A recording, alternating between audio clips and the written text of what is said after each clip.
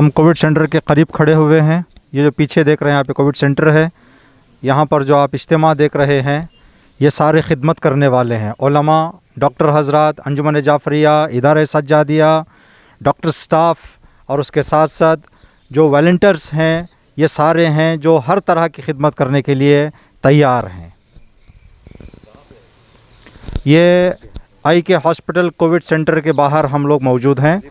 अलीपुर आई के Covid centre Alipur.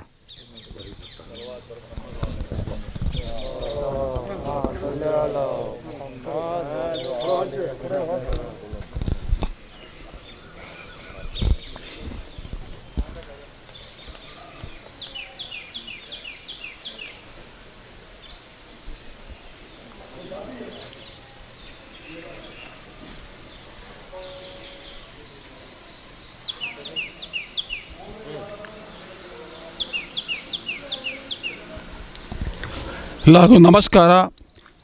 ನಮ್ಮ ಹಳ್ಳಿಪುರ ಗ್ರಾಮದ ಇಮಾಮ್ ಖೊಮೈನಿ ಹಾಸ್ಪಿಟ್ಲಾಗೆ ನಾವು ಸುಮಾರು ಹೋದ ವರ್ಷದಿಂದ ನಾವು ಕೋವಿಡ್ ಕೇರ್ ಸೆಂಟ್ರನ್ನು ಈ ನಮ್ಮ ಊರದು ಧರ್ಮಗುರು ಅಥವಾ ನಮ್ಮ ಊರ ಡಾಕ್ಟರ್ಸು ಮತ್ತು ಎಲ್ಲ ಅಧ್ಯಕ್ಷರು ಮತ್ತು ಹಿರಿಯರ ನೇತೃತ್ವದಾಗೆ ಇದೊಂದು ಓಪನ್ ಮಾಡಿದ್ದೀವಿ.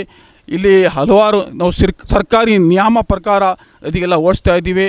ಇಲ್ಲಿ ಹಲವಾರು ಜನ ಬಂದು ಇಲ್ಲಿ ಗುಣಮುಖ ಹಾಕೊಂಡು ಹೋಗ್ತಾ ಇದ್ದಾರೆ. ಇನ್ನೊಂದು ಪ್ರದೇನು ಮಾತು ಹೇಳಬೇಕಾಗೈತೆ. ಎಲ್ಲ ಇಲ್ಲಿಂದ ಸುಮಾರು ಡೆತ್ ರೇಟ್ ಕೂಡ ತುಂಬ ಕಮ್ಮಿ, ಸಾವುದು ಸಂಖ್ಯೆ ತುಂಬ ತೀರಾ ಕಮ್ಮಿ ಇದೆ. ಅದೊಂದು ದೇವರ ದಯ. ಬೇರೆ ಇಲ್ಲಿ ಗುಣಮುಖ ಆಗಿ ಜನಗಳು ಹಲವಾರು ತುಂಬ ಆಗಿ ಇದು ಏನೋ ಒಂದು ತೊಂದರೆ ಬೇಡು ಭಾವ ಇಲ್ಲದೆ ತುಂಬ ಒಳ್ಳೆಯದು ಆಗಿದ್ದಾರೆ.